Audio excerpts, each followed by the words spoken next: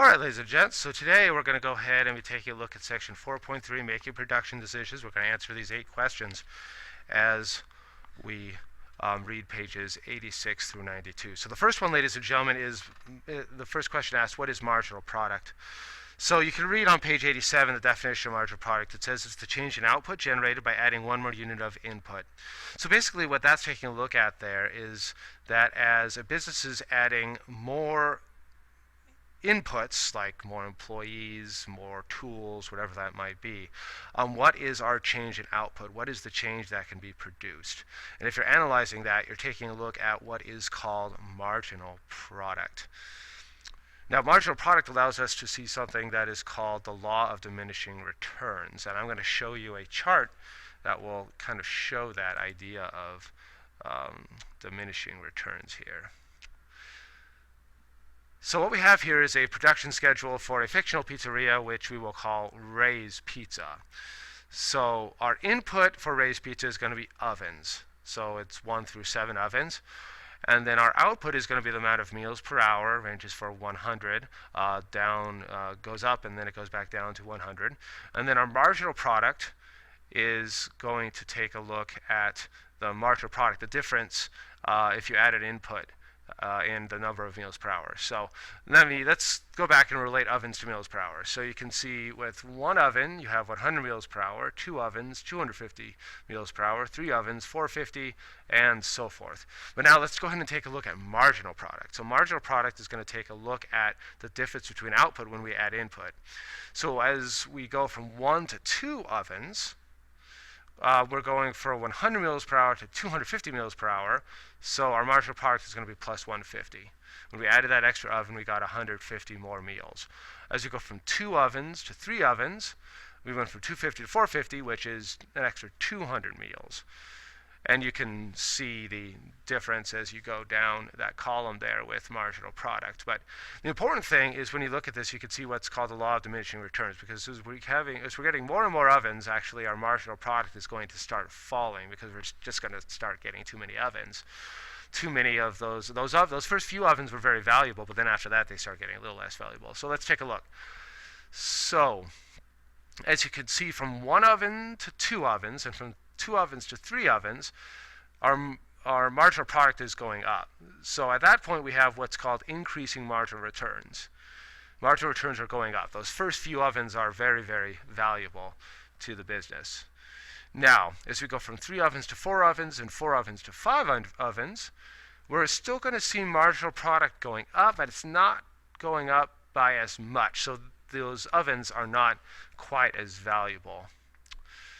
And then as we go from 5 ovens to 6 ovens and 6 ovens to 7 ovens, then you start to see an actual what's called decreasing marginal returns. So from 3 to 4 and 4 to 5, you had what's called diminishing marginal returns, where the return is still positive, but it isn't growing. It's actually diminishing. So you have diminishing marginal returns. And then finally, when we go from 5 to 6 and 6 to 7, you're going to start seeing what are called negative marginal returns, where we have way too many ovens. Maybe those ovens are getting in the way of employees or whatever it might be. Just too many ovens, marginal returns start to fall there. Okay, so those are, when you look at the law of diminishing returns, there really are 3 stages. You have increasing marginal returns, you have diminishing marginal returns, and then you have negative marginal returns. So marginal returns are going to be going up with those first few, in this case, ovens. And then the returns start diminishing because the ovens become less valuable. And then finally, you have way too many ovens, and you have what's called negative marginal returns there. All right, so let's hit number 3 through 5 here. So it says for 3, with the oven chart, at what oven levels do we have increasing marginal returns? So that's from 1 oven to 2 ovens and 2 ovens to 3 ovens. For number 4, with the oven chart, what levels do we have diminishing marginal returns? It's from 3 to 4 and from 4 to 5, because you start to see the marginal product start falling a little bit there. For number 3, the marginal product was rising. All right, then for number 5, with the oven chart, at what levels do we have negative marginal returns? And the marginal returns become negative as you go from 5 to 6, 6 to 7. You just have way too many ovens, and that ended up really hurting your marginal product there. All right, so let's go ahead and let's get to 6 through 8 here. So if you turn the page to page 91, okay, 91, we'll look at fixed costs and variable costs. So let's go ahead and go number 6, compare and contrast fixed versus variable costs. So fixed costs will not change when output changes. So no matter how much, if you're a business, no matter how much you make, you're still going to have to pay the same amount in fixed cost. If you make nothing, if you make a ton, you're still going to have to pay the same amount of fixed costs. Okay, these costs do not change when output changes. A good example might be rent. Rent is a good example of a fixed cost, because what's going to happen there is the business, no matter whether they're selling 1,000 units or 0 units, they're still going to have to pay the rent on the building that they are producing out of. So rent is a good example of fixed costs. Variable costs, on the other hand, will change as output changes. So whether you make more of the product or less of the product will actually change your costs when you're looking at variable costs. Okay, they do change as output changes. Some good examples there would be raw materials, wages.